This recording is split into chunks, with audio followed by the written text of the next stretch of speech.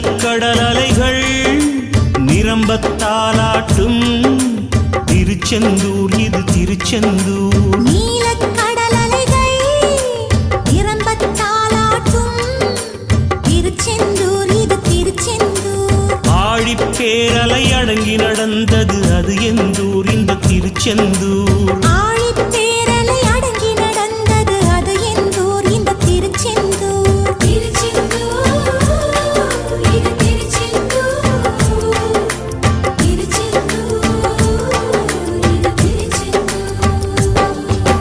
நீலக்கடல் அலைகள் நிரம்பத்தாலாட்டும் திருச்செந்தூர் இது திருச்செந்தூர்.